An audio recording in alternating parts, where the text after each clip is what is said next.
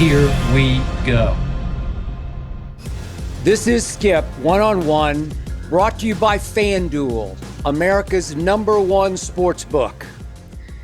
When I think of the NFL draft, the first image that pops into my mind is Mel Kiper Jr.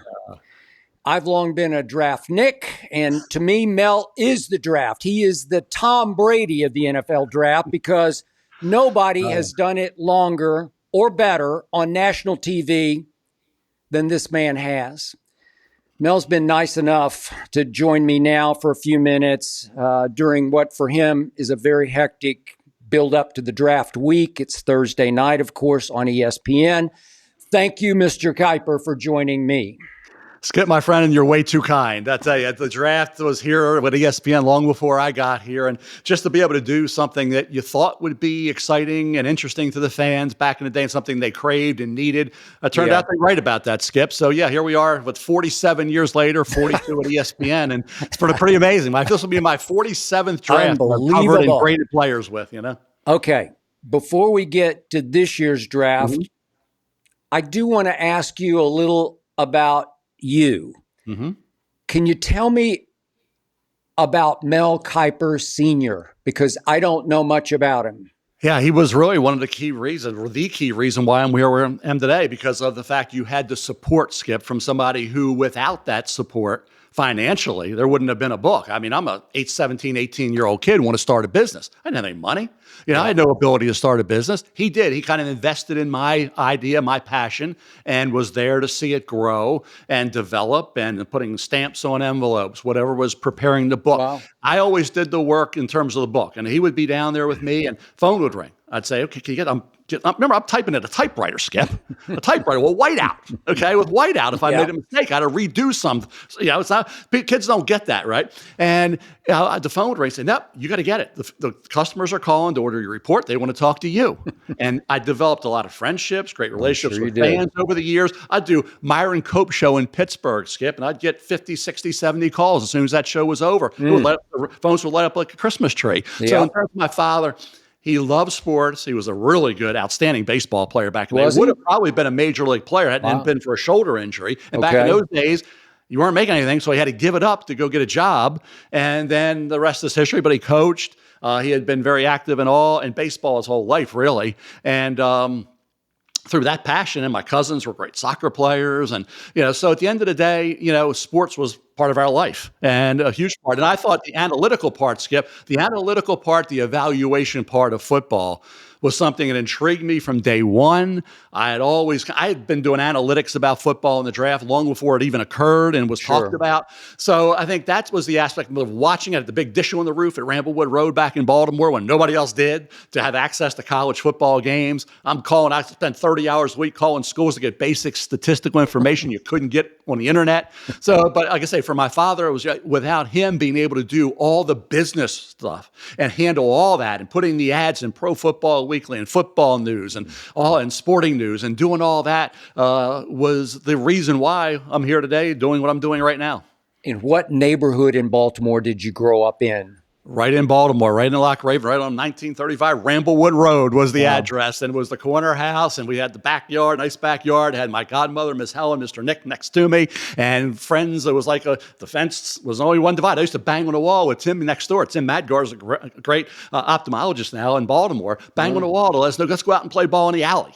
Okay, in the alley and at Ramblewood Road. So just a great neighborhood to grow up in. Went to St. Matthew's. As a Polish Catholic here in Baltimore, went to St. Matthew's from first grade all the way up. Then, of course, Calvert Hall for high school. But everybody in the neighborhood was either St. Matthew's or then Calvert Hall or Loyola or somewhere. So it was a great neighborhood where we went outside. It was always somebody to go play. We were playing ball almost from morning till night. So if not, we were next door with Tim. We had Be a Manager, if you remember that, playing that game, which was a great game. You kept the stats and you did your thing there for baseball. So it was sports 24 hours a day, Skip, nonstop. And what did your dad do for a living after he left baseball? Well, he was in the claw machines where were put into restaurants and bars. He had the claw machine business, which he ran was Maryland Novelty Company, which he had that business. He was a real estate agent as well. He coached baseball. So he wore a lot of hats. And of course, he gave that up after he had retired basically from just about everything. Then is when I started putting out the reports. And he could still do the real estate part-time, but the business, the claw machines were basically a full-time, which became somewhat part-time, and gave up coaching after that. But he was there every step of the way. I never forget, Skip, we were talking about the business. And I said, well, we got to get a secretary. We got to get an office.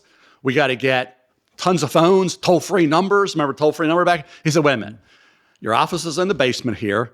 I'm handling all the secretaries, and there's your phone. It's a landline with one line coming in. Overhead will kill your business before it even gets started. So we got to do it this way, do it the right way, and we did, and we developed it. And before he passed away in 1988, at least he saw me at ESPN doing what I was doing. Absolutely. He saw the business doing great, and he knew at the age of 64 that everything was in great shape. So at least I can say, looking back, he saw everything from the business standpoint and saw it grow. And without him, I wouldn't be doing what I'm doing. Did he push you to play more baseball than football? Well, I hurt my shoulder right before high school. Nobody knew it. He, to the day he died, didn't know it. Really? Nobody knew it. And that destroyed any chance I had for baseball. And nobody in the school, nobody knew that my arm was shot.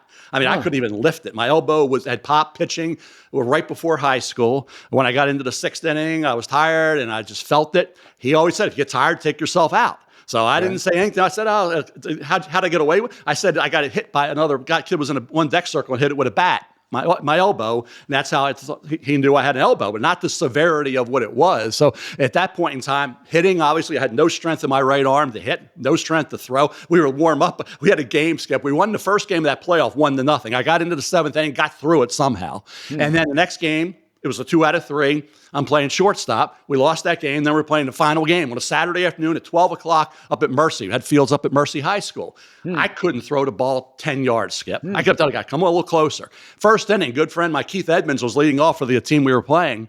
Hit a ball right back up the middle. Went right through me. I was seeing stars. I didn't even bend. I think I gave up 6-8 runs. I was done. And then I had to play another game for a traveling team that same day for Gus Cesanero, who was a great manager. Mr. Gus was the best. I had to go play third base for him. About 3 hours later, after that game was over. And I played that whole summer with an arm that couldn't do anything. I don't know how I got. So to make a long story short, my career ended before I even got to high school, before I even got to Calvert Hall. But nobody knew it. Nobody knew the reason why I was done. And that led me, my father even said, without giving up on baseball and not being able to play at the level I knew I could, anywhere close to it, I would have never probably got into this. No. So this pushed me to do something like this early on. Bill Karpovich, a legendary soccer coach at Calvert Hall. He was another encouraging part of this. When I was at Calvert Hall, he said, hey, you're the king of stats next to me. Karp always said, next to me, you're the king of stats. And so he knew my sophomore, junior year at Calvert Hall where my future was going to be, which was somewhere in sports and probably in football. So I'm assuming through 8th grade, you were a pretty good athlete, that you did play pitcher and shortstop. So obviously you were pretty good. Is that fair? I was an okay baseball player. Yeah. I could hold my own, and I had a chance, I think, to go do some things moving through high school and into college. Had I not had that injury, I think anybody who had played with me back in those days saw that and was aware of that. I don't think I'm overrating that or overstating it. But bottom line is, Skip, after that, it was over. But nobody knew it. I think he really regressed. He really lost whatever edge he had, whatever ability he had was gone, because it was gone. Okay. And like I said, it was on my stupidity not to have it corrected. I probably could have had a surgery and had it corrected, been out for probably 2 years then, but I didn't. But that really, everything happens for a reason, Skip. And because of that, my father always said, it happened for a reason, because now you're doing something that, had you been able to play baseball, you would not have been doing. I would never thought twice about it. I would have been moved on from this. So this led me to doing it because I had time. I wasn't playing. So I had time to really put this together, had a vision for what it could be, because I knew how important the draft was to the success of an NFL team. That's the only way you could improve your team from this year to next year was via the draft. You know that, Skip. Remember, it was 17 rounds, then it became 12 rounds. Now it's 7 rounds. But back in the day, it was 12 rounds back in those days. So it was the only way. There was no free agency. There were no trades. If you want to improve your team, the draft was the only way to do it. And fans couldn't see anybody. Remember back in those days, it was 1 game, 2 games on a Saturday televised, Skip. You couldn't watch watch college football. No. You didn't know anything about these players. So I'm thinking, okay, the fans of the Steelers, the fans of the 49ers, fans of the Broncos, they want to know who these guys are that we're drafting. Let's see who's available. And the college fans want to know, how do you grade the college kids that went to Georgia, Penn State, Ohio State, Michigan, UCLA? They want to know. So I really felt there was a market for it. Then you talk about who was key. Ernie Accorsi was key. He was. You know Ernie. Ernie was the one. I got to know Ernie when I was 16 at a Colt camp. He encouraged me to do it. How did you get to know him? You just walked up and introduced yourself? I had typed out reports. Typed some handwritten reports on players, and I'd just say, Mr. Accorsi, take a look, see what you think. And he wouldn't tell me to get the heck out of here. He would take the reports, and he actually read those reports. Then I'd type them all up. I'd do a little more formally, type everything up. Do it for NFL teams, do it for college kids I was watching. And so the time I was 16 to 18, I started the business. So from 18, 19, I was sending him the actual reports. At 23, age 23, it was February, it would have been February of when I was 23 of 1983. Prior to the 83 draft, Ernie called me and said, hey, I really want this summer for you to come work for me. Would you be willing to do that? I said, sure. I have to give up the books, give up the blue book, the draft reports, give up the business. I said, what do you want me to do, Ernie? He said, just go through the draft. I want you to do there. We're down at the Baltimore Convention Center. Go down there. A lot of Colt fans will be there. I want you to just talk about the players, educate the fans on what's going on with the draft. And then this summer during training camp, we'll introduce you as an assistant to me, not assistant GM, but just an assistant to Ernie in the personnel department. So he said, okay, and I had to get checked out by the NFL. Security from the NFL came down to Ramblewood Road and talked to me. Came down from New York, got cleared to go into the NFL. That was the year that they drafted John Elway, traded John Elway without Ernie's knowledge. There was talk about the Colts leaving. He didn't want to bring me in as his guy, knowing he would probably be leaving. I'm a Baltimore guy. They would probably be leaving to go somewhere else. So he knew all that. He called me, Skip, said, I can't bring you in. He said, he told me what was going on. He said, it wouldn't be right. I said, what do you want me to do, Ern? He said, keep doing what you're doing. You got a great business going. Fans crave your information. No harm, no foul. We never introduced you as nobody knows you were coming to work for the Colts. Just keep doing your books, keep doing your reports. And I did. 5 months later, got a call from ESPN to come up and interview. Had Ernie, and I bring this up because it's Ernie Accorsi, how key he was. Without him caring about this 23-year-old kid, he would have brought me in, said, if I stay, I stay. If I don't, I don't. Kiper will be fine. Well, I wouldn't have been fine. And he knew that. So without him doing that, I'd have been with the Colts, been let go. Somebody else would have had the ESPN job because I went up and interviewed for the job where I wouldn't have had I been with the Colts. And the rest is history, Skip. So Ernie Accorsi played a critical role in being not only one of the best friends I've ever had in his lifetime, but somebody that actually gave a daggone about a kid that he didn't have to care about at that point in time. He was worried about his own future. He didn't know where his future would lie. He didn't know where he'd be after that. Yet he cared enough about me to give me a call and say, hey, I can't do it. Okay. Was there any in your playing background football involved, or was it all baseball? All baseball. My father basically said, you're baseball. That's it. Now, I was out throwing a football, playing football with all the guys, doing all the things and all the sports. Like I say, my cousins, Tommy Mulford, Kevin Mulford, great soccer players at Calvert Hall. Tommy ended up he's in the Loyola University Sports Hall of Fame for baseball and soccer. Tommy Mulford is. Kevin, great career as well, but great soccer players.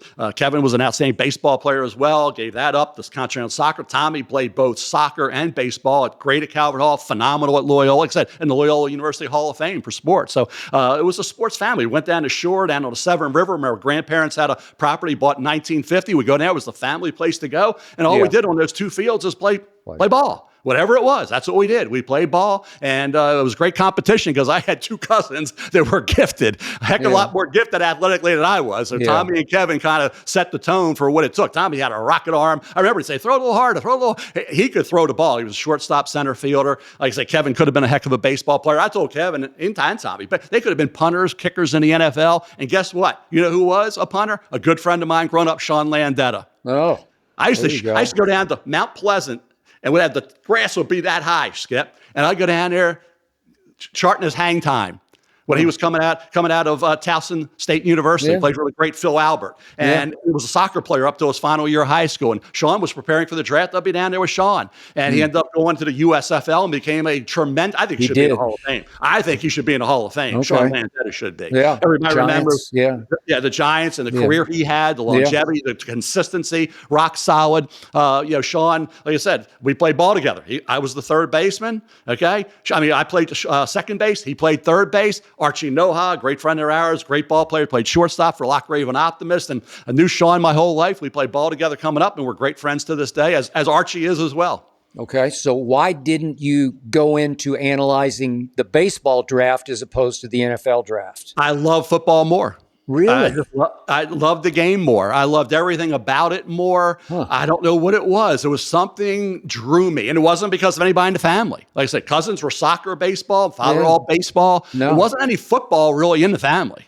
It was baseball and soccer. And everybody else played the other sports, but not to the level saying, I'm going to go and play it in college or beyond. So it was none of that. It was just, I think, the fact that you could evaluate and you could be able to, and it was the draft. And remember, the draft in baseball wasn't the same. No. Yeah. You didn't get the return on your investment right away. Some guys never got out of the minor leagues, a different entity entirely. So for football, being as many rounds as it was, as many players being evaluated, and like I said before, the only way you improve your team from one year to the next is via the draft. And I loved the game. And I loved what it was. And I was thinking about going the coaching route because I loved the teaching aspect of it, the technical aspect of it. But not having the background as a player, I felt like, okay, that'll be a little more difficult. But scouting, you think about it. Ernie was great in golf. Ernie was a great golfer at Wake Forest. Ernie, of course he was. Not football. Ernie was a great golfer. And you thought about a lot of the guys, I knew that it didn't necessarily have to be the football background to be in that. So I felt like, okay, this is an avenue I can go. Coaching, they'll say, where'd you play? No, can't coach. Although some do now. Some do coach that weren't players coming through the ranks. So, but at the time, I thought scouting personnel might be the best way. And plus, I thought the fans, it would be a business based on the draft reports and the evaluation of players. And that written material would be something for fans that love college football, love the NFL, the draft, would all gravitate to. Okay. Two pioneers I want to ask you about before we proceed on your timeline. Gil Brandt, the draft master of the Dallas Cowboys, team I grew up loving. He was so far ahead of the curve and ahead of the field through the 60s because he was Mel Kiper. He got out and beat the Bushes. He got to know the trainers and the assistant trainers and the secretaries at every college. And while everybody else seemed to be drafting out of Street and Smith magazine, Gil was beating them to the punch, to the Hollywood Hendersons at Langston State University in the middle of Oklahoma. And yet Gil didn't even play high school football and was a former baby photographer when Tex Schramm brought him along from LA to Dallas to start the expansion Dallas Cowboys. Did that resonate with you when you got into the business? You said, well, Gil's been pretty good at this, right? Did that hit home to you? 1,000%. You hit it, Skip. The fact that remember the baby photographer, right? Yeah. And the fact without the football. And I got a letter. I got letters from everybody in the NFL that were handwritten. George Young used to write me handwritten because what I would do is I would send the draft reports out to everybody in the NFL, GMs, personnel directors, whoever, head coaches, right? Owners, didn't matter. And I'd have a cover letter saying, I'd appreciate any suggestions, opinions about the report, ways I can improve it. And George would write me handwritten because he was Calvert Hall, I'm Calvert Hall, George Young, handwritten with the Giants. And I got Don Shula, letter back. Lamar Hunt checked from the Chiefs, ordering the report. Letters from Bill Walsh, my great friend Jack Faulkner with the Rams. Gil Brandt. The list goes on and on and on. I had the letters back. Of course, Ernie would sometimes, if he didn't call, he would have typed up letters and written letters. But the letters are back there. I love that they're back there. I would look at them. I always look back, and Kim and I, my wife, would look back and say, look at this. Look at what they were saying back in the day. And everybody responded. And they gave me great suggestions on ways to improve it and things I could add to it. But definitely Gil, with the fact that he didn't have that, and Ernie with the golf. And all those things led me to feel like I got a shot, Skip. You got a shot. Credibility in this business. If you work hard, you do what you got to do. You put the big dish on the roof. Big dish on the roof at Ramblewood Road. You're spending 30 hours a week on a phone calling schools for basic statistical information I couldn't get on the internet. So I say to kids now, Skip, all those little sayings on their shirts just have 3 words: pay your dues. Pay your dues, do the work. We didn't know. My father lost money. First 3 years in his business, he lost money. He never knew if it would make a penny. And believe me, my father worked hard to get every dollar he got. We were living on Ramblewood Road in Baltimore, Maryland. And to me, to have that investment in something, he didn't even know if it would ever make a penny. It was pretty amazing to take that chance. When it's just a kid's dream and a passion of a kid. And it led to him seeing it. He was the entrepreneur in the family. He was the go-getter. He was the driving force. I was clueless, Skip. I had no idea about business, about putting ads in these magazines, how to do it, who to go to. The fact that what I wanted was what every kid. I want a secretary. I want an office. I want this. No. Basement's your office. I'll get you a desk. I'll make it look really nice down there for you. Phones are here. I'm your secretary. I'm your businessman. I'll handle that. You just worry about writing reports, doing the work, and I'll handle everything else. You were blessed to have that man in your life looking over you. Okay, another pioneer, and you're going to have to help me with the pronunciation of his name because I never pronounced it out loud, but it was Joel, either Buxbaum or Bushbaum. How do you say it? I've heard it different ways, but Joel Buxbaum Bush. But Joel, I got to know at the draft, Skip. We'd finished the draft at ESPN. The next day, as you know, we weren't televising it. We were only doing day one. And I'd go down to hang with the reporters and talk to my friends in the NFL, in the league office. And it would be usually Sue Robichek, Sue was always there with the NFL and talk to everybody that was just basically hanging out. And all the reporters were there. And Joel would always be there. And it was great to have a chance to talk to him because he was doing a phenomenal job with Pro Football Weekly and started this business and had it rolling. And nobody, I know Bill Belichick and a lot of people in the league revered Joel and the information that he provided and the research he did. Yeah. No, but he wasn't gregarious that I know of, and he wasn't a TV guy. So your breakthrough is you took it to television at age 24, right? 23. 23. Yeah, you broke through, and I'm not sure because John Walsh wasn't there yet. Who hired you originally at ESPN? Who had the brainstorm? That was Bill Fitz. Really? Okay. Bill Fitz was the producer of the draft. It was funny. I got a call from Bill Fitz to come up because what happened was Greg Marotta, I don't know if Greg was a player agent. And Greg knew about my books, and we had talked because he had represented players. And he said he was having lunch with Bill. And I didn't know anything about that. Remember, ESPN was just in their infancy. He was having lunch with Bill, and he said Doug Wilkinson was doing the draft and is retiring. And we need some. He said, gosh, I got a guy who puts out draft reports. It's right up his alley. Give him a call, at least talk to him. Got a call to come up and interview, went up to Bristol. They sat me in the middle of a room, asked me for an hour questions from various different people. And I went home. Had no clue what happened. Got a call that I had gotten that position, and Bill Fitz offered me that position. That was the '84 draft. I was 23 at the time. Didn't turn 24 till July of that year, and did that draft. Actually, Skip, it kind of works in unison with Shedeur Sanders because Shedeur is now talking about where he's going to go slide in the draft. I had Boomer Esiason ranked third on my big board, third on the board. I'm at ESPN first year. This 23-year-old guy. I got Boomer third. We're sitting through the draft. Bengals have 3 picks, not taken. We get into the second round. He's finally taken. We interviewed Boomer. Chris Berman and I did. Bob Lee was right there. Talked to Boomer. Talked about Dan Fouts, great Johnny Unitas, all the great quarterbacks that slid, right? That went later in the first round.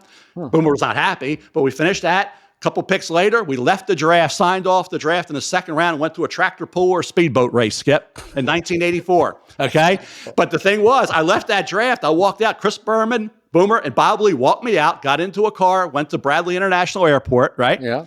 I thought I was done. I had Boomer third. He went in the second round. I said, they're never going to bring me back for 1985, right? I thought I was one and done. I really did, thinking, okay, I had my shot at ESPN. I did my year. If you remember, look at that draft.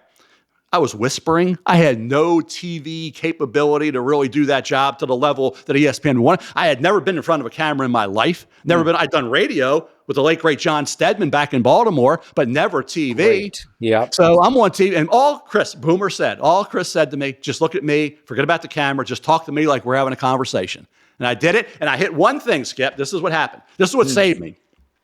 The Boomer Esiason third, Boomer ends up being a really good quarterback, right? Did he? Yeah. Really good quarterback in the NFL. And I knew Boomer being at Maryland. I watched him. I studied him. I knew this Maryland Terrapin left-hander Boomer Esiason, right? With that swagger and that rocket arm.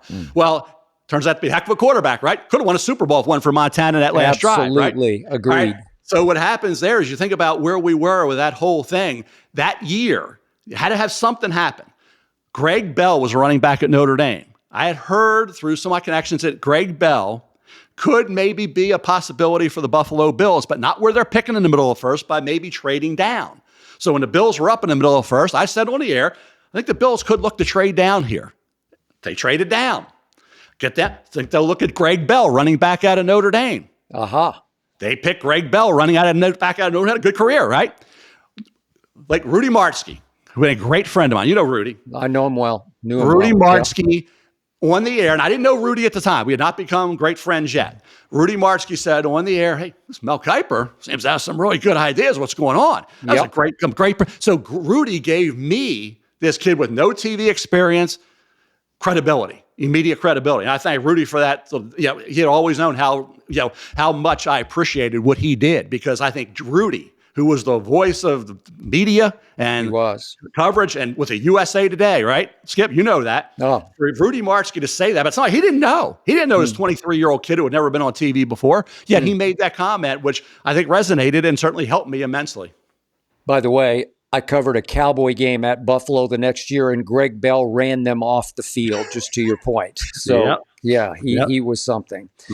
Okay, so now came the Bill Tobin conflict, which I guess you can argue helped put you on the map, although I thought you already were on the map, but it to me gave you even more credibility. Just retell the story as you recall it, that draft day. Well, it was a draft. It was a little early on. If you remember, it was the whole Trev Alberts, Trent Dilfer.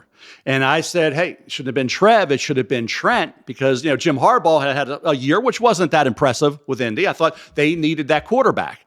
So go Trent Dilfer over Trev Alberts. Okay, so they picked Marshall Faulk earlier. Right? Yes, they got Marshall Faulk and Trev Alberts. So this was not about Marshall. This was all about Trev and Trent. So that was a Trev and Trent. It was. So I said Trent Dilfer would have been the pick here instead of Trev. And that was it. Made the comments. That was it. We're moving on, right? Joe Theismann, great friends. Joe's right there with me. Boomer, we're talking about the next pick. And I remember Freddie Godelli, legend, another great friend. Freddie's in my ear saying, Mel, we're coming back to you after Bill Tobin finishes his comments with Mort. Right? Our great friend Chris Mortensen's interviewing Bill Tobin. And I had no idea, because I'm talking to Joe. That's off on a side monitor. I didn't even know what was going on, Skip. So I'm talking to Joe, and Joe's like, I don't know. I said, Freddie, what's happening? He said, just know Tobin's ripping you about what you said about Alberts and Dilfer, and I want you to comment. So they came back. I looked in the camera and said, hey, everybody's entitled to their opinion. I don't remember exactly. It was kind of like, everybody's entitled to their opinion. I feel, hey, I have an opinion. He has his feeling, whatever I said, and that was it. And we moved on. And ironically, Trent Dilfer comes back to Baltimore, my hometown, born and raised, and wins the Super Bowl for the Baltimore Ravens. He did. And, Trev, I ended up working with at ESPN. You did. So, we worked together at ESPN. Great guy. So it just kind of came full circle. And Jim Harbaugh, after that year, had a good year. Remember, he almost led the Colts to the Super Bowl. If it wasn't for a play in the end zone, it could have been caught. A pass that Jim threw. Should have been caught. Could have been caught. Yeah, and would have beat the Pittsburgh Steelers, right? That is correct. And we moved on. So Jim ended up doing what he did. Trev ended up, working, like I said, with me at ESPN, and Trent ended up winning a Super Bowl for my Baltimore Ravens. So it's amazing how that all came full circle. Trev, by the way, is still going strong. He's the Texas A&M athletic director as we speak. So, yeah, exactly. Yeah. Everybody's doing great there. But, I never met Bill Tobin, never talked to Bill. I think I saw him in the Senior Bowl it was way away from me. Never came in contact with Bill thereafter. Bill, and I always said I defended Bill. He had a right to say what he did. Sure. He's defending his players, his draft picks. A good friend of mine at the time and throughout his life, one of my best friends in the NFL was Buddy Ryan. Buddy was one of my best friends, and Rex and Rob. And Buddy I knew would defend what I was doing and always had my back on everything. Yeah. And Buddy was a great friend. But for Bill, I understood why he did what he did. Never had a problem with that. And we just moved on, and but that obviously put everybody center stage to follow what were the careers going to be for those different players that were mentioned in that whole conversation. So this is what hit home to me that day. That Bill Tobin said, who the hell is Mel Kiper? But he made the very pointed point that Mel never put on a jock strap. I have, as you know, lived for years on debate shows in which ex-star athletes have often come back at me. You don't know because you didn't play. And I always throw out so many examples in all sports. Let's do Howie Roseman right here, right now. To me, he's at this moment the best GM in football. And he didn't play high school football, didn't even play at the high school level. So it just doesn't matter whether you played, because sometimes you find if they did play at a high level, they're not very good at doing what you do because they can't see the forest for the trees. It came so, not that they didn't work hard, but it came so naturally. They don't have the underachiever or overachiever thing going on where the overachiever can see why he can play and he can't play to the point that when you got ripped for you never wore a jock strap, it won my heart because I said, yeah, but he still knows. He does his homework, his legwork, and you've always had, it's actually a gift, a natural gift. You can see who can play and who can't, and you have backed it up repeatedly for years. Well, Skip, you make mistakes. You have some direct hits and mocks and predictions and things like that and analysis. But at the end of the day, I think what I always felt like when that occurred was the fans. And I think fans gravitated to somebody who now is being criticized for having an opinion. And I always say, and I respect every fan's, they're doing it on the internet now, Skip. Look at the millions of people that follow the draft. Look at the mock drafts that pop up on your internet every second of the day. Look at the amount of fans. You spawned them all. They all came from you. But they all have opinions that are valued and respected. And I talked to a lot of them. Frank Corrado is a good friend of mine. Frank still emails me about his opinions. He won one of the predictions at the New York at the draft. He follows it. His son is a coach. Bottom line is, you think about all these people that invested in it. Doesn't matter if they played, they didn't play. They still have knowledge. They still have opinions that I value. And I think when you say you don't, that it hit home with a lot of fans that, hey, you're critiquing me now because I have a right to an opinion, even though I'm not coaching, whatever. Fans still have a right to an opinion. Whether you would like it, agree with it, or you don't, they have a right to that opinion. And I felt like that's kind of what I think fans, that's what my business was built on, Skip. My business was built by fans all over, not only in the United States, all over the world. We got a ton of customers from all over the world getting that draft report. Peter King always says, Mel, bring back the blue book.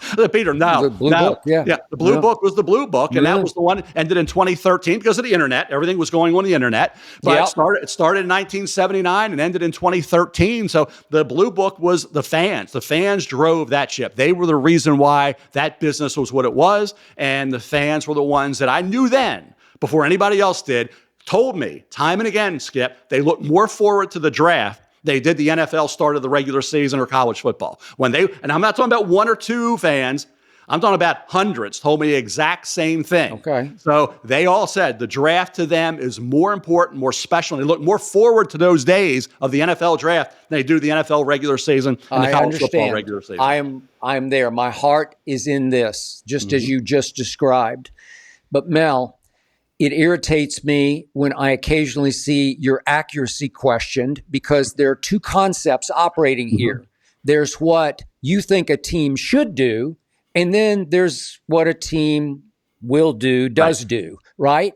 And they're not intertwined because you might think that the Colts should take Trent Dilfer, but they don't. So if you mocked it that they took Trent Dilfer and they took Trev Alberts, then it's you can't win that because your instinct was correct because you were proven correct over years. It took 10, 12 years to validate you. But the two concepts. What you're saying is exactly right. In my early draft reports, when I started out, I had a mock draft about what I thought would happen.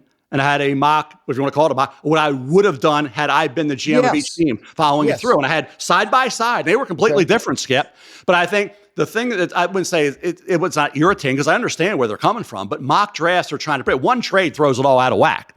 And a lot of my mocks would come out. The last mock for the draft report came out in March, long before the draft. So that was out early. Now we're doing the mocks on more rate. Even then, see, I always tell people, and they don't want to hear this, but it's the truth. If you get 6, 7, 8 direct hits the night before the draft, you've done pretty well. Oh, if you get 25, 26 of the 32 that go in the first round, at least somewhere in your first round, you've done pretty well. They think you're supposed to get 20 direct hits or whatever. That ain't happening. So at the end of the day, people were saying, I remember I was reading somewhere, oh, he had 7 direct hits. That's it. If I get 7 direct hits on a mock, well, my last mock was 4.0. I don't do one before the draft anymore, the night before, I'd be pretty happy.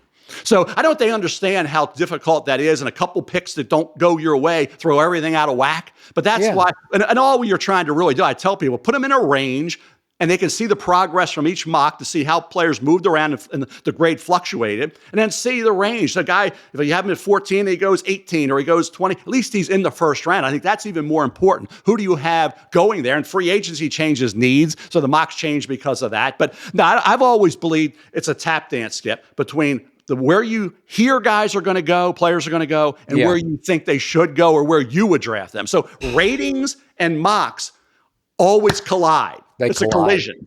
And, it gets into your head, because when you see or hear this player may go there, it's so easy. And I always caution Todd McShay, Field Yates, Jordan Reed, Matt Miller, everybody I've worked with, okay, to not go and move players based on where they're being mocked. Or you hear a guy could now be a first-round pick. Well, I got to move his grade up. Well, if you thought he was player 58, or don't move him to 25. But I'll tell you this, Skip, it's really tempting. It's hard not to, because guess what you'll do?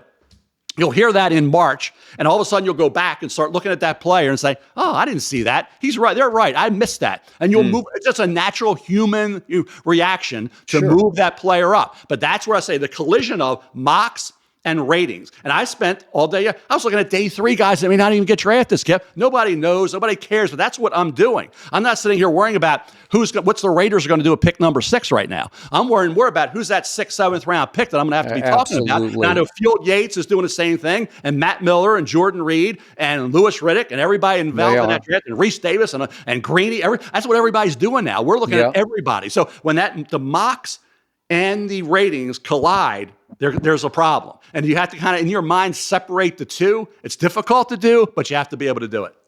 Do you read the comments about you on the internet, just random comments, any negativity? Do you care about that? Do you take any of that to heart? Well, I'll tell you what, Skip. Years ago, I would get sent a lot of the articles, okay? And after the draft, and then Kim would always say, my wife would always say, let me show you something. No, because I don't want to see the good. I don't want to see the bad. I don't want to see the positive commentary. I don't want to see the negative commentary. I said, I don't want to see any of that, because first of all, it will affect you. It will impact you, because you're going to react to somebody that said something that wasn't accurate, because a lot of stuff that comes through may not be the way you said it in the right context. So I don't want to have to react to that negatively. I certainly don't want to have to see things that are praising you based on this, that, or that, because if you want to see the good, you got to see the bad. And I don't want to see the bad or the good. So I appreciate everything that everybody says, good or bad, because they always say if they're talking about you, you must have some importance to what's going on. So to me, if they didn't care or they didn't respect you, they would say nothing. And I know some of the scathing articles about me were by people who became friends of mine. And they said, hey, I was just told to write an article. You were the target. And that's what I did. So some of these people became really good friends of mine later on. Tony Kornheiser being one of those. Okay. I said, Tony, you were destroying me back in the day. No, that's what I was doing. I didn't know you from Adam. I didn't know you. I knew, but hey, you were the guy. You were there, and the rest is history. Every year I wrote about what an idiot you are, for doing what you're doing. So we became great friends, and I understood what Tony was doing, and I understand what everybody's doing. They have a job to do, and they're doing it. But no, I do not want to see anything written one way or the other, good or bad. No. Is it fair to say, not that I know you that well, but I have been around you enough to say you have very thick skin, but you have a big heart? Would you agree with that description? I've always tried, I think, in this business to basically assist and help anybody that comes along. I always wanted, I guess, like when Todd, I always wanted Todd. I wanted Jordan. I wanted Matt. I want Field to be with me. What I never wanted, Skip, was to be the last word. I never wanted people to say, I want somebody to have a counterpoint, have a different opinion, have a different rating, have a different view on a team. And let's have an agreement or a disagreement that's organic, that's real. And that's what Todd and I had all those years. And certainly Field and I had. I always told Field, don't worry about, hey, I'm going to be 65. You're 38, Field. Don't worry about criticizing the old guy, okay? Or having a different opinion. Hey, that's what we want. So Field's been great. Come right at me. Nothing's going to offend me. I've never been offended by anything anybody ever said, because I get it. I understand. Things are said in the heat of the moment, whatever. Twitter. People write things, they say things. Some things are out of context. You can't worry about it, Skip. You have to what I try to sit back and appreciate is the level of interest in this process that I believed in back in 1975, that here we are in 2025 and it's going strong. And we're going to be in Green Bay with millions of people there and millions of people watching. So to see the result of what you believed in and nobody else did come to this level, get to this level is rewarding, Skip. So I look back and I just try to enjoy each day and enjoy each draft because they're all different. They're like snowflakes. Yeah. They're all different, right? Every draft is different players, different storylines, different everything. And that's why people say, how can you be as enthusiastic now as you were in 1988? You are, or 85, or 79 when you had the first book go out. It's because they're all different. And as long as you have that going, why wouldn't you be enthusiastic about it? I'd like to welcome Square to the show. Square keeps up so you don't have to slow down. Get everything you need to run and grow your business without any long-term commitments. And why wait? Right now, you can get up to $200 off Square hardware at square.com/go/skip. That's SQUARE.com/GO/SKIP skip. Run your business smarter with Square. Get started today. And by the way, Ernestine and I are surrounded out here in our Century City neighborhood in West LA by establishments that use Square. Blue Bottle Coffee and La Colombe in Century City Mall, we see use Square. So does Clark Street, Brentwood, which I drive by on the way to my golf course. That's square.com/go/skip. All right, speaking of different, the flashpoint in this year's draft, the lightning rod to me is Shedeur Sanders. And I have been a big fan of his from the start against the grain because I just loved him from his first year at college. Heck, I've watched him a lot at Jackson State. I love the accuracy. I love the toughness, both mental and physical toughness, and just the feel for playing the hardest position to play in all of sports. Those add up to high first-round pick. And it did my heart good also to see that the great Mel Kiper Jr., on your big board, you have Shedeur one notch ahead of Cam Ward, 5 to 6. So I thought, eureka, voila, there it is. And yet nobody is questioning the Titans or, for that matter, the Browns for not even sniffing Shedeur. To my knowledge, there's not been a peep out there about Tennessee or Cleveland having even the slightest interest in Shedeur. Why is that? Because they probably don't. And I remember having conversations with my friends in the NFL, and I never got the feeling that there was this great love for Shedeur as an NFL prospect, as a quarterback. And I had the same thing. I remember when Boomer, that's why I had him third. He went in the second round. Remember, that was the year Steve Young should have been in that draft. Remember, he went to the USFL and the LA Express. So I guess they felt like there was whatever. It seemed like Brett Favre had a high grade on Brett. He went in the second round, right? You think about Aaron Rodgers. He was considered to be the number one pick in the draft 3 weeks before that draft, went 24. But I go to really Brett Favre getting to the second round when he had a super high grade. Remember, Dan Marino dropped to the end of the first round. He did. Okay. So you've had this slide before. And I went back to 1970, Skip, and 6 of the 8 quarterbacks that slid based on my ratings turned out to be pretty good. Really good, okay? And 2 didn't. That was Brady Quinn and Jimmy Clausen in terms of my grades. Now, we'll see what happens with Shedeur. I have him 5 on the board. We'll see where he goes. Does he go 21 to Pittsburgh? Does somebody else trade back in if he gets past Pittsburgh? I can't tell you that. But all I do is he probably will slide a bit. I never got the feeling when I was talking to my friends in the league that they agreed with me. In fact, they didn't. They didn't. I never argued with them. I let them say what they were going to say because he doesn't have the traits. He doesn't have the explosive arm. He doesn't have the 4.6 40. He's not 6'3", 6'4", 230. Okay? And he's Shedeur Sanders. And I go back to Peyton Manning. I've said this time and time again. Don't for a minute, Skip, and I'm sure you know this, feel that everybody loves Peyton Manning when he came out. They didn't. No. They didn't. Well, a lot of people love Ryan Leaf. 50% of the league that I talk to like Ryan Leaf better than Peyton. 50% like Peyton. Bill Polian. Just real quick point, Mel. Mm-hmm. I was close in those days to the USC coaching staff. I just happened to be friends with several of them. They loved Ryan Leaf because he had come to the Coliseum and just lit them up. And their big description to me was, it's like he's a linebacker playing quarterback. Well, he wasn't emotionally ready for the onslaught of the media when he got to San Diego, obviously. But he had big ability, obviously. So go ahead.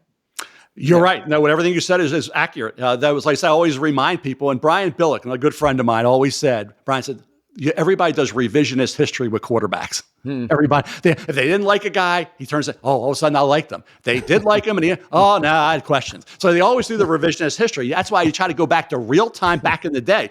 Peyton Manning, I was getting calls from my friends in the league after his pro day, Skip, and I bring this story up because it applies to Shedeur. They were saying if his name was Peyton Jones, it'd be a third-round pick. There was the allure of being Peyton Manning, Archie's son. They're saying the same thing about Shedeur. If his name was Shedeur Jones instead of Shedeur Sanders, it'd be a third-round pick. No. So the same. Now, Bill Polian, Hall of Fame GM, took Peyton Manning. That's not going to happen with Shedeur. He's going to fall, okay? Remember, when Brett Favre came out, there were some quarterbacks who went ahead of him, weren't very good. So the bottom line is, where does Shedeur fall? And if he does go to the right team, the right organization, he has a good career, he's going to be like 6 of the 8 following quarterbacks that have done really well in the NFL. We'll see, because the most important thing they say for quarterbacks is decision-making and accuracy, toughness. Okay? That's what he has. Okay. So you mocked him at 9 to New Orleans. Are you still kind of hanging in with that? No. Okay. I go to Adam Schefter on that. And Adam Schefter report, I saw in his report today that a lot of NFL people are very skeptical of that happening. When Adam says that New Orleans probably not, then I'll say, okay. And he's saying probably not. He doesn't know. So at the end of the day, you trust the ultimate source, the ultimate insider, Adam Schefter, to say no. So I don't understand it, Skip. Kellen Moore's the new coach. You're in a dome. I brought up Drew Brees. Remember Miami with the shoulder said no. Remember Nick Saban would have had the history would have been rewritten there, right? Yeah. But he ends up in New Orleans with the dome. Now you got Atlanta dome. You got the Carolina, Tampa Bay. You got everything going for Shedeur. If you had questions about arm strength, Brees, questionable arm strength coming out of Purdue. Then the shoulder on top of that, right? Yep. And yet New Orleans took him after Miami didn't. And he wins a Super Bowl down there because it certainly helped him. It benefited him. Having Sean Payton certainly did as well. But I looked at the size, 6'1", 215. Drew Brees, right? Early first pick in the second round, right? Think about where Shedeur, 6'1.5", 212. 4'8", I think it was 4'8", 40 for Drew Brees. What was Shedeur to be? Probably somewhere in there, right? In that ballpark. In that ballpark. So very, very, very similar to Drew Brees. Elements of different quarterbacks, but all elements of guys who were successful. So to answer your thing, if Shedeur Sanders is not a successful quarterback, I will be surprised. I think he'll be really good. I'll say the same thing. He has to be protected. He's got to get about a tick faster. We said the same thing about Tom Brady. No doubt. Tom Brady had to be protected. That's what you think about it. Tom Brady was a late 6th round pick because he ran a 5'2", 440, a 24 vertical, and didn't have the great arm. And that's why Giovanni Carmazzi from Hofstra, who was athletic, fast, and had a powerful arm from Hofstra, went in the 3rd round, and Tom Brady went as a compensatory pick at the end of the 6th round. It was the same thing back then as is now. Traits win out. They ultimately win out because guess what? You have to justify, Skip, what happened. And if Shedeur Sanders goes number 1 or number 2 or number 3, you didn't know. He didn't have a great arm. He was 6'1.5", 212. He didn't run a 40. He's probably a 4'9", 40 guy, whatever he is. You knew all that. How'd you take it? He didn't fit the criteria of a number 1, number 2, number 3 pick overall. So you got to have a rocket arm. You got to run fast, and you got to be athletic and all that. And that's why I respect Bill Polian, and he's a Hall of Famer because he took Peyton Manning, who didn't have the howitzer for an arm, didn't have the great legs. He was 6'5". Now, Shedeur was only 6'1.5". But they were saying, and what do they say now about Peyton? Threw the most accurate wobbly ball in NFL history, right? After his pro day, they were saying, wobbly balls and balls that were bouncing. True. Okay. So are you pretty sure Shedeur is not going 3 to the Giants? Everybody seems to say that. Yeah. Okay. Yeah. So if that's correct and Adam's correct about New Orleans, then you brought up the Steelers. They're down at 21. Is it possible Shedeur falls in their laps at 21? And then the next question would be, would they take him at 21? Here's a couple of things to unpack on all this, Skip, is if I'm picking in the NFL draft at that point, I'm not telling anybody what I'm thinking about or doing. This is the most important position in all sports as quarterback in the NFL, right? I wouldn't let anybody know anything I'm thinking in that building about liking Shedeur, not liking Shedeur, hoping he drops, trading back, passing on him, whatever. I'm not saying a thing. So if you are, shame on you, okay? You shouldn't let anybody know anything you're doing. Because guess what? If they think you're taking them and you're not, they might try to trade up, might affect the teams. So you can play the game. Why would you play it any other way? Why would you let that information out of your building? So I don't know what Pittsburgh's going to do. I hope that nobody knows what Pittsburgh's going to do except Mike Tomlin and the Steelers, right? Well, if he's there, I don't think they've planned on it back in 3 months ago or 2 months ago or maybe a couple weeks ago. Now they're seeing a possibility. They got to look at him. But then you get to, with the arm, I said the dome. I'm amazed New Orleans isn't interested if they aren't. Now, maybe they're not saying exactly what they're thinking. Not saying. Maybe they're not. So I think that's the perfect fit is New Orleans, Skip. Okay. Pittsburgh, Baltimore, Cleveland, Cincinnati. What happens? Wind, weather. I'm here in Baltimore. Look at the weather. Okay, in those months, you got to deal with that. You got to cut through wind, deal with weather. Shedeur doesn't have that arm that some of the other quarterbacks that have come out have, obviously, and neither did Drew Brees, right? Peyton Manning, where'd he play, Skip? Dome. All right, the quarterback that went to the right spot. That's why I thought Brees, Manning, Dome, Shedeur, Dome. New Orleans needs a quarterback. Kellen Moore's a new coach. You want to handpick your quarterback. What could be? I haven't picked a quarterback in the first round in 54 years since 1971. Why not Shedeur? We'll see. They're ninth. I'm picking ninth, Skip. I'm not letting anybody know what I'm thinking. No. So, hey, more power to Adam and all the others. If they know, great. But if I'm an organization and I found out accurate stuff is coming out of my building, I'm going to find out who leaked it, and they're fired. Okay, I got it. Because you cannot let that out of your building. You just can't. I'm with you. I do know for a fact that Shedeur's daddy would love to see him be a Saint, that he thinks that's a great fit, as do you, for all those same reasons.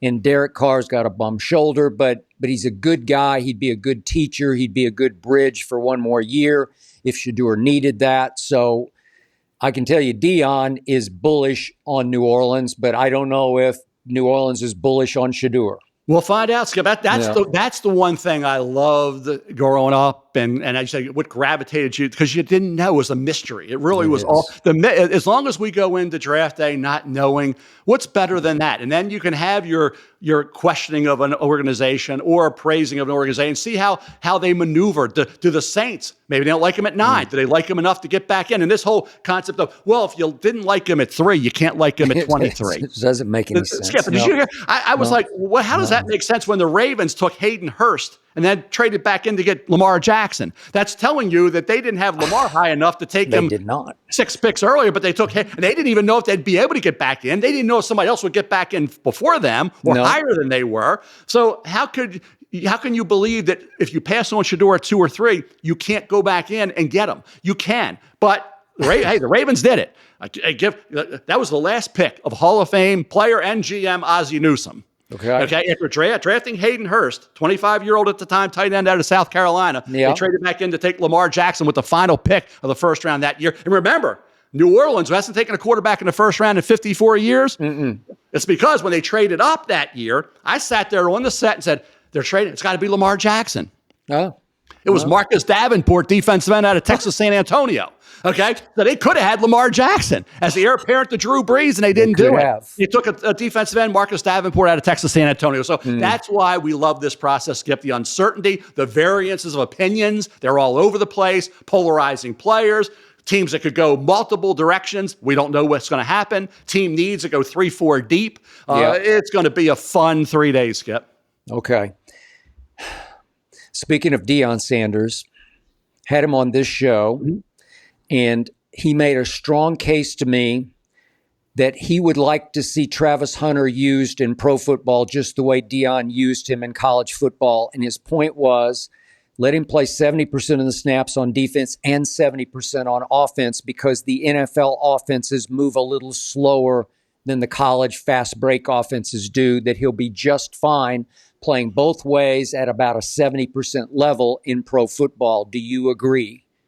I believe this guy. I think if he goes to Cleveland, that's where everybody thinks he's going. He's offense because they need juice, they need excitement, they need playmakers, they need touchdown makers, right? So you go to Cleveland, you're offense. Then you say at corner, they have some young corners that are pretty good.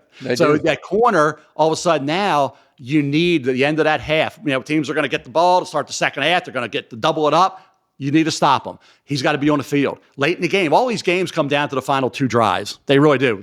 You're sitting there at 3:30 in Eastern time on a Sunday afternoon. These 1 o'clock games are coming down. You don't even know at 3:30 what's happening. I have a lot of friends. I can't bet the fourth rate, so I know what happened at 1, and these games are still unknown. You got to wait to even bet the daggone games, right? Because everybody's gambling now, right? Everybody's betting, so they got to wait because NFL games don't end until aren't over till they're over at the end of the fourth quarter and that last drive. Well, who's going to stop that team coming down the field, Skip? You got to have, Deion said it perfectly. He said, you're going to have Travis Hunter standing on the sidelines next to the coach when those cornerbacks are getting beaten, that opposing quarterback's driving that team down for a game-winning field goal or a game-winning touchdown. You can't. So what I'm saying, you got to strategically pick your spots to have Travis Hunter on defense. Strategically pick your spots and having exclusively on offense, doing his job, but pick your spots on defense when you have to have him out there to make a play. And if you work it that way, hey, first of all, you're not keeping Travis Hunter off the field. You're not going to do it. So you're not keeping him. He'll be on that field. He's not going to put up with that. So again, can he hold up physically? Hopefully he can. There's a unique freak at safety. I'll call him the unique freak. It's Nick Emanwari, safety out of South Carolina.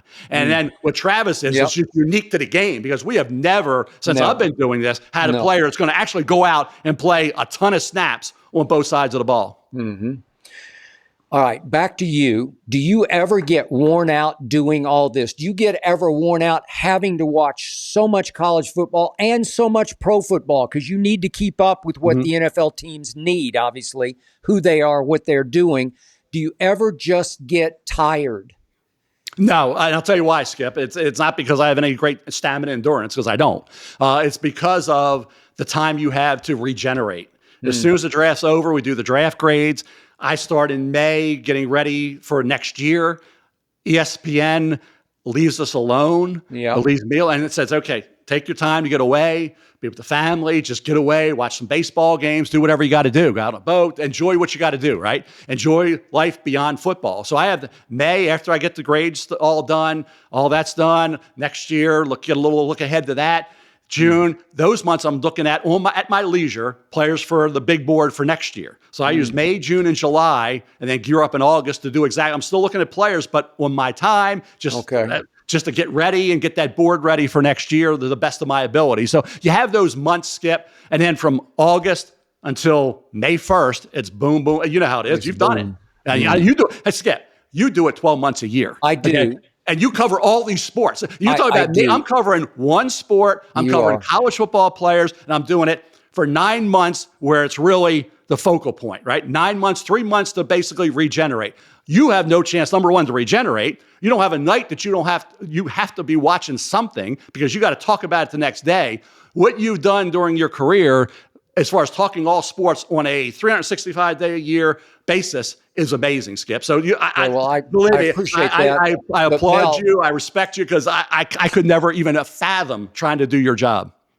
I'm obsessed, and I still leap out of bed every morning, and I go to bed late because I'm watching NBA playoffs. Can I tell your fans a Skip Bayless story? I'll tell you because I remember we were at the hotel up in Bristol. I remember this well. Skip comes in. I just come back from doing a Sports Center segment. I was eating breakfast, I believe, right? And remember, you're coming in from running. How many miles did you run, Skip? I ran for 1 hour on the treadmill in the exercise room at the Residence Inn. Right. Yeah. So you're running, you're doing whatever. You're out working out for an hour. You're coming in. You're basically, that's where you're living, right? Mm-hmm. You're living there. I lived there for 10 years. I kept the room all year round. From home. That's where you're living. And you're worrying about, you're going to be up late at night. You're going to be up early in the morning. You're working out. You're running over here. You're doing it. Like I said, I sit back and I can say this. You've been a friend for a long time. It's amazing. It's amazing all the work and all the time and all the effort goes Thank in you. to do what you do and be as articulate and as informed and as accurate and as enthusiastic about it. And I'll ask you, when do you take a break? When do you get a vacation? I'll flip the script on you, Skip. When do you take a break? When do you regenerate? I don't. And it drives my wife crazy because every night now we're in the NBA playoffs, which just eat her alive because it's just relentless game, night. Right. But I give her every second I can give her away from sports. I don't go play poker with the guys on Wednesday night. I play a little bit of golf, but I appreciate you asking. The point is that she knows, and I told her from the start when we were on our first date, if this goes anywhere, I told her you'll always be second to my work. And now she likes to say, well, at least I'm 1A, and I give her 1A. But I just live for it, and I love it. Right. The way you love football is the way I am 365. And to your point about the Residence Inn, they actually allowed me to put a dish in my room that I kept year round up on the third floor, the top floor of the Residence Inn, so I could get all the games. Wow. I couldn't have made it without that dish. So There anyway, you go. No, thank you for that. Do every day. Yep. Okay. So speaking, you mentioned out on the boat, what do you do for fun? What's the number one escape for Mel Kiper? What in those months, those kind of quote unquote down months, what do you look forward the most to doing? Spending time with the family, basically. Okay. Kim's here with me all throughout the day, 365 days a year. How old is your daughter now? She is 30, just turned 30. Ooh, okay. And we have an 8-month-old granddaughter, Blakely Grace, who's amazing. She's going to go going from crawling. We're FaceTiming with Lauren. She's crawling. She's adventurous already, and she's climbing, she's crawling, she's going right to pulling herself up and be walking before she's 10. That's great. She's doing great. So to spend time, and son-in-law Alex is coming with me, along with his best friend Brett from college, from growing up. Brett's Penn State grad, loves the Giants. So Brett's coming with Alex to Green Bay with me. We're going to have, and then Lauren's bringing Blakely down with him to spend all the time down here while we're gone. So basically it's the family that, Alex loves the water. I call him captain because he loves all that with the boat, and, just take time and enjoy the view, enjoy going to the different restaurants. We got the best crab cakes down here, the best orange crushers down here on the island. So I go over to St. Michael's. There's a place called Foxy's over there who has the best orange crushes. Got the best food down here you can ever want from a seafood standpoint, and just enjoy it down here. And what kind of regenerate? Do you have a boat? We do. Yeah. Yeah. And it's a center console that goes from point A to point B pretty quickly, and gets them. We can get over St. Michael's in 20 minutes up to Kent Narrows, which was about a 10-minute boat ride up to remember Jody Schultz? Outstanding linebacker coming out of college at East Carolina, second round pick of the Philadelphia Eagles back in the day, like in 1983, 84 area. Jody is the mayor of Kent Island. Jody with Fisherman's Inn, the Dock House, a hotel down here as well. Jody does a great job. He's a great friend of ours, the Schultz family. So with Jody and all, we talk football all the time. Jody doesn't always want to. When I talk to Jody, it's not always about football. It's about what's going on down here. Yeah. But he was a heck of a football player. Really enjoyed. He hurt his knee. Played for Buddy Ryan with the Eagles. So it's basically just spending as much time I possibly can with the family and having Blakely down here with Lauren and Alex, and we enjoy every minute of it. That's good. You got a good life going. So, Mel, when you do go out to these restaurants that you mentioned, is it difficult for you? Do you get recognized and sort of accosted a lot? Do people want to ask you draft questions out in public? No, not really, because actually when Brian was down here, Brian brought us to the Eastern Shore. Lauren actually had her first oyster with Brian and Kim Billick over at the Crab Claw, Wayne over at the Crab Claw in St. Michael's. The best place for steamed crabs in Maryland is the Crab Claw. And when we go over there to St. Michael's, and we sit there, and Brian took us over there with Kim, and Lauren had her first oyster, raw oyster over there, and now loves them. But, as far as what we do and where we're able to go and the restaurants, no. I mean, down here, it's really, we've been down here now for 8 years. So it's been great. And we know everybody just about, and the people down here are so nice and so welcoming that it's been amazing. But no, I mean, you'll get some people that, and we know everybody, and a lot of people come in, we've talked to over the years. So no, I can say down here, no, when we go up to Baltimore, like Timonium area and Hunt Valley, we do up there a little bit, but nothing where, no, I would say no. And then people are respectful of what you're doing with the family. And wherever you go, they'll come over and, hey, appreciate what you're doing. We're a big fan of what you're doing. Love watching you and the draft stuff. But no, I would say no, not at all, Skip. No. Huh. Okay. Before I let you go, I got to ask you about your signature hair, which I think became a very important part of the Mel Kiper brand from day one, because it comes across, it makes you commanding and authoritative.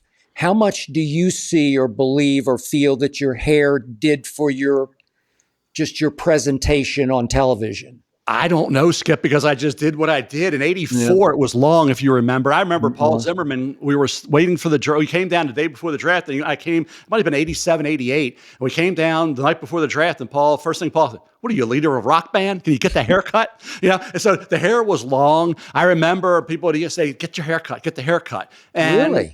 And then Kim hated long hair, so she made sure it got cut. She did not like the long hair. She made sure it got cut. John Wildhack, who's now the AD at Syracuse. John. Yeah. John loved Kim because Kim was the reason it got cut. I mean, because she wanted it shorter. Really? And that's from that point on, it changed, and now you can see it's almost gone. We say, Kim gives me this. Kim is the barber, and my cousin Denny Kiper is a great barber as well. That's who does me the haircuts, and it's thinned out to the point where if I have any left by 2030, I'll be pretty amazed, Skip. There's any left by 2030, but it's hanging in to the best of its ability, I guess, if you want to call it that. It's taking on a life of its own, basically. I didn't understand it back in the day. Why did we talk about the hair? It was certainly nothing's. It just like the back with the old LA looks and spray it, and it never moved. There was an 80-mile-an-hour wind. It wasn't moving, but it was no big deal. But people act like the hair. I never understood where that was coming from, but it was what it was at the time. Hey, Jimmy Johnson had the hair, and Mel had the hair early on. Jimmy's got great hair. Yeah, I was with Jimmy at the draft. Jimmy's hair is still going strong. Mine, unfortunately, is not. Well, but still looks really good. And back in the day, you had it sort of bouffant up. Oh, yeah. It was a lot of great. It was out of control, Skip, is what it was. Yeah. Way to go. So how much longer do you want to do this, or do you even think about it? They always say when you start thinking about it, you really are, right? Yeah, I don't really think about that aspect of it. I always think about what I try to do, and Kim and I would talk about it a lot, is what do you love to do? And every time we talk about what I love to do, it comes back to doing the draft stuff. Love doing all the .com stuff with Ben Arledge, does a great job, and Dane Beavers. The ESPN guys are phenomenal to work with. They make life so much easier for us. And then the radio, always love doing the radio, love doing Daria and Mel, love doing the segments I do all week on all the different shows. And I love the TV segment part. But what I love the most is the First Draft podcast. We started that. It's going strong with Field Yates and Greeny. I love doing that. Skip, you know all about that now. It's twice a week. It may expand. Who knows? I'd do it every day if I could, because I love just talking with Field and Greeny about the draft and football and whatever we want to discuss. So we have the Orange Crusher segment, which is the football. I call it an Orange Crusher segment. We do all kind of different things. So at the end of the day, everything I'm doing, Skip, when I really looked at what do you enjoy doing the most, it was everything I'm doing. So until that changes, I'll keep doing it until ESPN says, hey, we're going to move in a different direction, or you're no longer needed here. So until that time comes, we'll just keep going along. I have 3 more years. This is the first year of the 3-year contract moving forward. So we're going to be in Pittsburgh next year. We'll see where we are the year after that. And then everybody will reassess things at that point in time when I'll be nearing 70. Skip, I don't even want to think about that. But when that time comes, I'll figure it out, and they'll figure it out, and we'll come to an agreement. Mel, you still have extreme enthusiasm and energy for this job, and I see no end in remote sight here. You could be 80, you could be 90, and and I know you're still going to be on fire with this. I appreciate it, pal. You're the best. Yeah. Hey, this has been an enlightening pleasure. I thank you for your time in this hectic week, and I will be watching, and I definitely will be reading your draft grades the following day. Thank you, Skip. Take care, pal. Okay, thank you, Mel. That's it for this week's Skip One-on-One. I will see you next week.